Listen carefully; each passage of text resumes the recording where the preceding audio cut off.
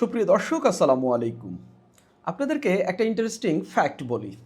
আওয়ামী লীগের আমলে যারা তথ্য মন্ত্রণালয়ের দায়িত্বে ছিলেন, অর্থাৎ মন্ত্রী প্রতিমন্ত্রী ছিলেন, বিশেষ করে হাসান মাহমুদ, ডাক্তার মুরাদ হাসান এবং এ আরাফাত, এরা যখন তথ্য মন্ত্রণালয়ের দায়িত্বে ছিলেন তখন তারা এমন বেফাঁস কথা বলতেন, এমনভাবে বিরোধীদের আক্রমণ করতেন যেন এই মন্ত্রণালয়ের কাজই এরকম।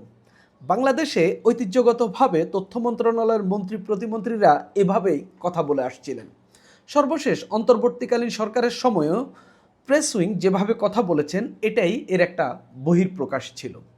কিন্তু বিএনপি সরকারের আমলেই যেন এর চিত্রটা বদলে গেল। বর্তমানে তথ্য মন্ত্রণালয়ের দায়িত্বে আছেন জহিরুদ্দিন স্বপন। তার এখন পর্যন্ত গত ৩ মাসে এমন কোনো বেফাঁস বক্তব্য আমি পাইনি একজন সাংবাদিক হিসাবে, যেটা আসলে একজন তথ্যমন্ত্রী হিসাবে রেগুলারলি বাংলাদেশে বলা হয়েছিল বা আগের মন্ত্রী প্রতিমন্ত্রীরা বলেছেন।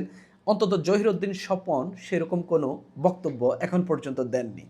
এমনকি তিনি পিআরও দিয়ে মিডিয়াতে সর্বোচ্চ কাভারেজ নেওয়ার চেষ্টাও করছেন না। তাহলে কি আমরা খুব ভালো একজন তথ্যমন্ত্রী পেয়েছি? এরকমটা বলা এখনো যাবে না। তবে মন্ত্রীদের কার্যক্রমের উপর এবং মন্ত্রীদের কথাবার্তার উপর এমন লাগাম টানা হয়েছে যেটা আসলে তিনি চাইলেও বলতে পারবেন না, বা তিনি চাইলেও যে কোনো কিছু মিডিয়াতে বলে ফেলতে পারবেন না, বা বিরোধীদেরকে আক্রমণ বলেন বা বেফাঁস মন্তব্য বলেন তিনি সেভাবে করতে পারবেন না। যে কোনো মন্ত্রীই করতে পারবেন না, শুধু তথ্যমন্ত্রী নন, এমনকি বড় মন্ত্রণালয়ের মন্ত্রীও করতে পারবেন না। প্রধানমন্ত্রী সবগুলো মন্ত্রীকে, এমনকি এমপিকে নজরদারির আওতায় রেখেছেন। ইতিমধ্যেই যেটা জানা যাচ্ছে যে মন্ত্রী এমপিদেরকে এমনভাবে নজরদারি করছেন এবং তাদের সবার পেছনে গোয়েন্দা লাগিয়ে রেখেছেন যে তাদের কথাবার্তা কেমন এবং কাজকর্ম কেমন, চালচলন কেমন, মানুষের প্রতি তাদের আচরণ কেমন, সেটা যেন যাচাই বাছাই করা হয়। ইতিমধ্যে কয়েকজন মন্ত্রী এমপির আমলনামা প্রধানমন্ত্রীর হাতে গেছে, সেগুলো যাচাই বাছাই করা হচ্ছে। দলীয় বৈঠক, সংসদীয় কমিটির বৈঠক সবগুলোতে প্রধানমন্ত্রী স্পষ্টত নির্দেশ দিচ্ছেন বেফাঁস কথা বলা যাবে না, এমনকি দুর্নীতি অনিয়ম করা যাবে না। এগুলোর কোনো একটি করলেই মন্ত্রিত্ব হারাতে পারেন, এমনকি যদি এমপিরা এরকম করেন তাদের বিরুদ্ধেও ব্যবস্থা নেওয়া হবে। ইতিমধ্যেই কয়েকজন মন্ত্রী প্রতিমন্ত্রী ধরা খেয়েছেন শুধুমাত্র তাদের কথার কারণে, এমনকি তাদের কথার কারণে তাদেরকে স্পষ্টত নির্দেশ দেওয়া হয়েছে এরকম কথা আর যেন দ্বিতীয়বার বলা না হয়।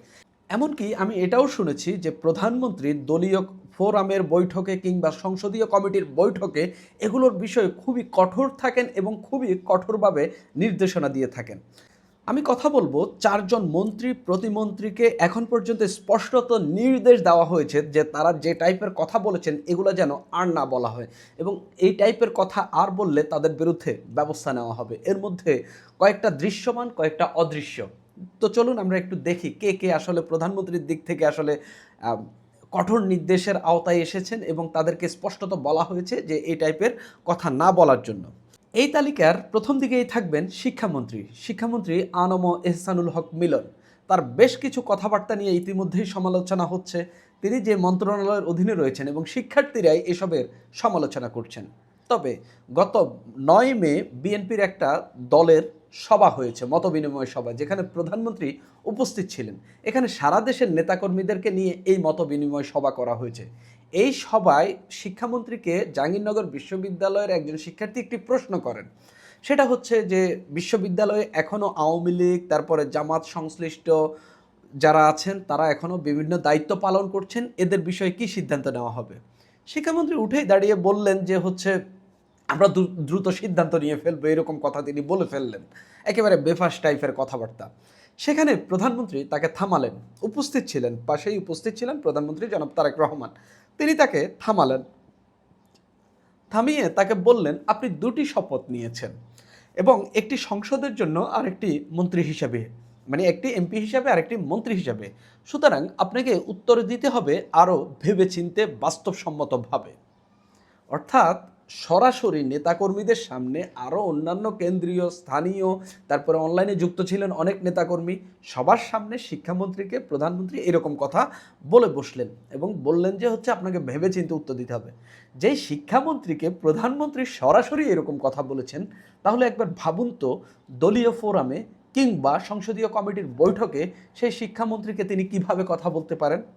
এটা একটা বড়সড় বিষয় হয়ে থাকছে বলে আমার কাছে মনে হচ্ছে, এবং আরও কঠোর ভাষায় তিনি নিশ্চিতভাবে দলীয় ফোরামে কিংবা হচ্ছে সংসদীয় কমিটির বৈঠকগুলোতে এইসব বিষয়ে কথা বলেন। অর্থাৎ বেফাঁস কথা বলা যাবে না বা যেন তেনভাবে উত্তর দেওয়া যাবে না, উত্তর দিতে হবে সঠিকভাবে এবং ভেবেচিন্তে এবং আর্টিকুলেশন ওয়াইজ আপনাকে উত্তর দিতে হবে। ঠিক একই প্রোগ্রামে স্বাস্থ্যমন্ত্রীও একটা চাপ খেলেন। সেটা কিভাবে? স্বাস্থ্যমন্ত্রীকে একজন প্রশ্ন করলেন যে হামে এত শিশু মারা যাচ্ছে কেন? তো এখানে প্রশ্ন করার পর স্বাস্থ্যমন্ত্রী সর্দার সাখাওয়াত হোসেন উঠে দাঁড়ালেন এবং তিনি বললেন যে প্রধানমন্ত্রীর নির্দেশে নানান পদক্ষেপের কথা তিনি জানালেন। প্রধানমন্ত্রী তাকে থামালেন, তাকে থামাই বললেন যে সব পদক্ষেপে আমার নাম দিলেন, তাহলে মন্ত্রী হিসাবে আপনি ও আপনার মন্ত্রণালয় কি কাজ করেছে বা কি করেছে?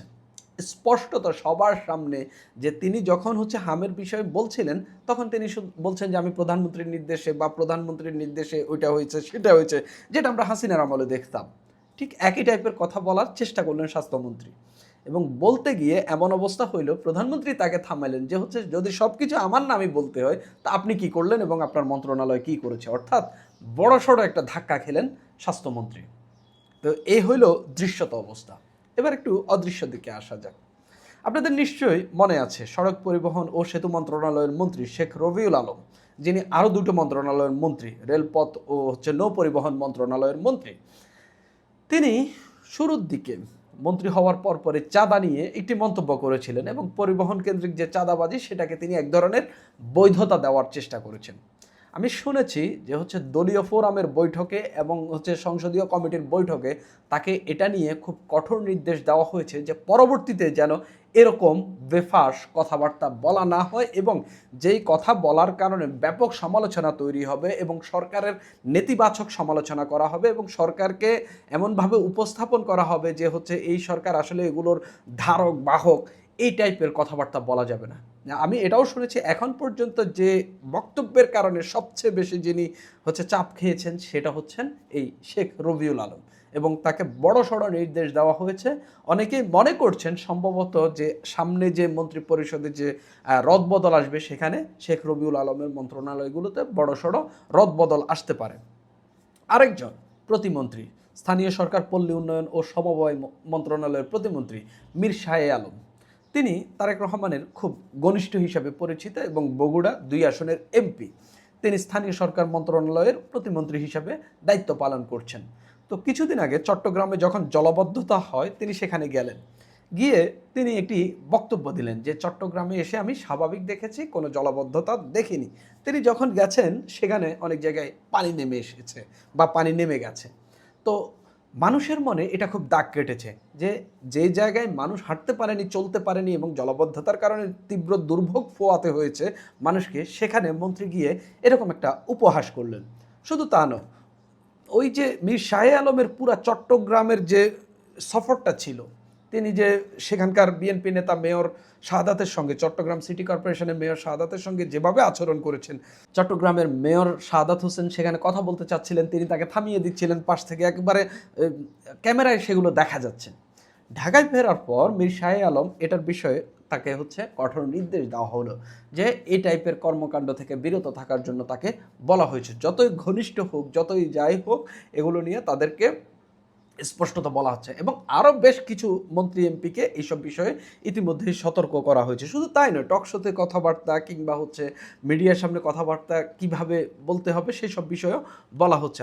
আপনি যদি দেখেন, আমি একটা রিপোর্ট থেকে পড়ছি, একজন এমপি, লক্ষ্মীপুর 1 আসনের এমপি শাহাদাত হোসেন সেলিম, তিনি বলছেন যে আমাদের সংসদীয় কমিটির বৈঠকে অনেক বিষয়ে আলোচনা হয়, প্রধানমন্ত্রী সবসময় আমাদের যে কোনো অন্যায়ের বিরুদ্ধে সতর্ক করে বক্তব্য রাখেন। আবার সংসদীয় স্থায়ী কমিটির বৈঠকেও মন্ত্রী এমপিদের ত্রুটি বিচ্ছুতির চুলছেরা বিশ্লেষণ করা হয়। এটা শুধু কথাবার্তা না, যে কোনো ত্রুটি বিচ্ছুতি, যে কোনো কর্মের সব কিছুরই চুলছেরা বিশ্লেষণ করা হয়। প্রধানমন্ত্রী আমাদের সব কাছে তদারকি করছেন, তিনি কাউকেই জবাবদিহির বাইরে রাখতে চান না, এই জন্য আমরা যে কোনো কাজের আগে সতর্কতা অবলম্বন করছি। অর্থাৎ মন্ত্রী এমপিরা খুবই চাপের মধ্যে আছেন। নাম প্রকাশে অনিচ্ছুক উচ্চ পর্যায়ের একাধিক সূত্র জানিয়েছে সরকার এবং দলের বিএনপির একাধিক সূত্র জানিয়েছে সরকার মন্ত্রী এমপিদের জবাবদিহির আওতায় আনতে নানা পদ্ধতি অবলম্বন করছেন সরকার প্রধান। এক্ষেত্রে সরকারের বিভিন্ন সংস্থা ছাড়াও গোয়েন্দা সংস্থাকে নির্দেশ দেওয়া হয়েছে। ইতিমধ্যে কয়েকজন মন্ত্রী এমপির প্রশ্নবিদ্ধ আমলনামা প্রধানমন্ত্রীর হাতে জমা হয়েছে। দলের সিনিয়র নেতারা বিভিন্ন কর্মসূচিতে বলছেন প্রধানমন্ত্রী শুধু দুর্নীতিই নয়, যে কোনো পেশি শক্তির বা চাঁদাবাজির বিরুদ্ধেও কঠোর। তাদের বিশ্বাস প্রধানমন্ত্রীর এই পদক্ষেপে সুশাসন এবং আইনের শাসন পুনঃপ্রতিষ্ঠিত হবে।